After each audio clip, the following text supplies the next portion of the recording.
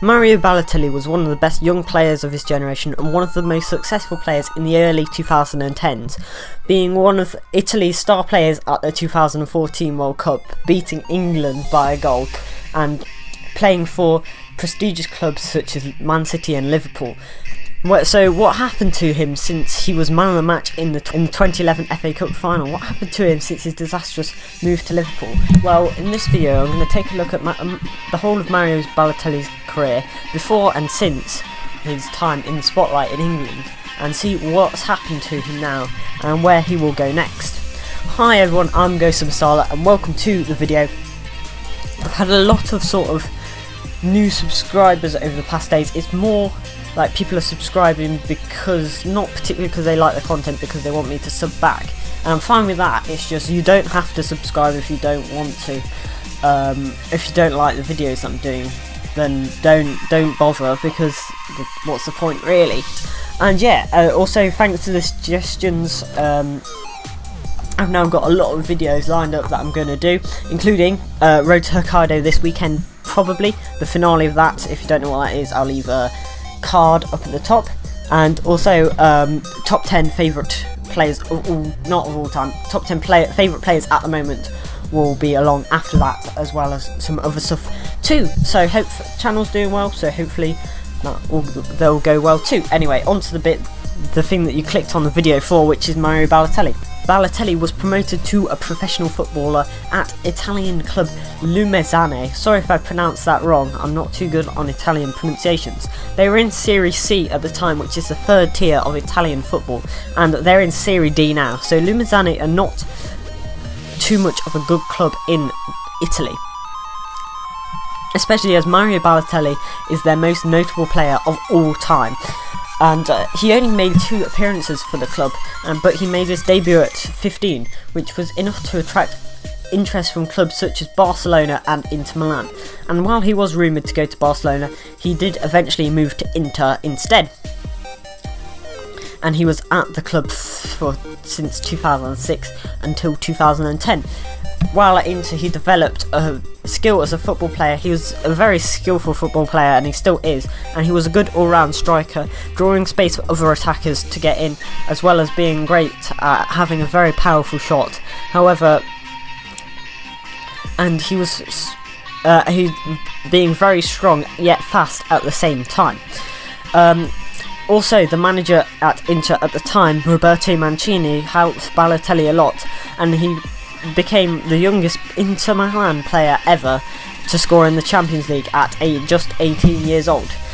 In his time at Inter Milan, he scored 28 goals in 86 games, which is a very good return for someone who was under 20 at the whole time he was at Inter Milan.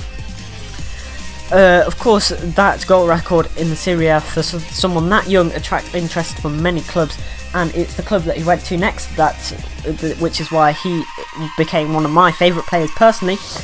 In 2010, he moved to Manchester City for 22 million. However, in England, he became well known for being controversial more than for his goal-scoring skills. Doing many controversies in his time in England. However, he was crucial at City during their period where they started to become a truly successful team after all the money. Because if you're a Man City fan, you'll know this, but in 2008 and 2009, when they got the money but before they were good, they started signing players like Robinho and like Wayne Bridge and players like that who were just big money names, and they didn't actually want to play for the club. Whereas players like Mario Balotelli and Vincent Kompany, who came later, they've become... Oh no, Mario Balotelli hasn't become a club legend, but he was good at the time. Players like Vincent Kompany and David Silva, and the players signed around 2010, have since become club legends, as well as Joe Hart. Joe Hart helped too. So this was a time when Man City truly became from having a lot of money to becoming a successful club, and Balotelli helped with that. He was man of the match in the FA Cup final, which was Man City's first success for I think like 30 or 40 years. which of course was very important. And of course I remember that FA Cup final really well, and he provided the assist to Aguero in that fateful match against QPR when they won 3-2. However, he was not the most prolific goal scorer at Man City, only scoring 30 goals in 80 games, but that's still not bad for a goal scorer. As I said, he can provide goals too, and he was quite good at Man City throughout his time there. Of course, while he was at Man City, Euro 2012 happened, and that is probably the Balotelli's most successful event of his career. In Euro 2012, he scored 3 goals, putting him in history as the joint top scorer at the Euros. Yeah, it wasn't a good Euros because loads of players only scored 3 goals. Not the most memorable competition ever, but there you go. As Italy got to the final, but then were thrashed 4-0, Balotelli didn't really help too much there. However, as he was doing as well as Man City, he decided to move back to AC Milan in 2013, and he stayed there until 2014 in order to recapture his form in Serie A. And he did that, scoring 30 goals in 54 games, which made him a clear selection for the 2014 World Cup. And of course, unfortunately, at that 2014 World Cup, he scored the winning goal against England, but Italy did crush out at the group stage. However, it could be said that that was not entirely Mario Balotelli's fault, it was more the defence's fault, and potentially their underestimation of Costa Rica. But they did go out in that World Cup. However, his performances for AC Milan and for Italy got him a move to Liverpool in 2014. However, this was at the time when Balotelli completely lost form, scoring just 4 goals in 28 games and being known as one of the worst signings of the season throughout England. And his reputation went down the drain. Although he had, since his last time in England, he had matured quite a lot. There was much less controversy surrounding him. He was loaned to AC Milan for his second period at Liverpool. However, he failed to pick up his form yet again, scoring just 1 goal in Serie A, meaning he was not included in Euro 2016.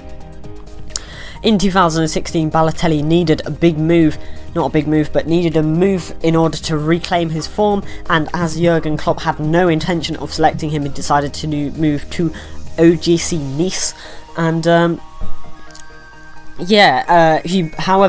he made a good start at Nice, reclaiming his old form and scoring 4 goals in his first 2 games. And he really did reclaim his form in Nice, and at his time there from 2016 up to this season, he scored 43 goals in 66 games. So where's Balotelli going to go next? His contract has run out at Nice, and I don't know if it wasn't renewed or whether Balotelli has decided to go elsewhere. Marseille seem like the most likely club to sign him at the moment. However, Nice could potentially extend his contract as well, and we could potentially see him back in the Premier League again. Anyway, I hope you've enjoyed this video, sort of explaining what's happened to Balotelli over the past few years. If you liked it, please like and subscribe, and I know I've got a lot of new subscribers as well, so if you've enjoyed it, make sure to keep watching the videos. And yeah, so I guess leave suggestions too. I always like suggestions. Do you think I should continue this series? Also, which player should I do next? Also, where do you think Balotelli will go next? And would you like to see him at your club, considering he is a free agent and he can be signed at any time of the year, I believe. Don't like try and sign someone at any time of the year because I said that. But anyway, thanks for watching, and I'll see you next time.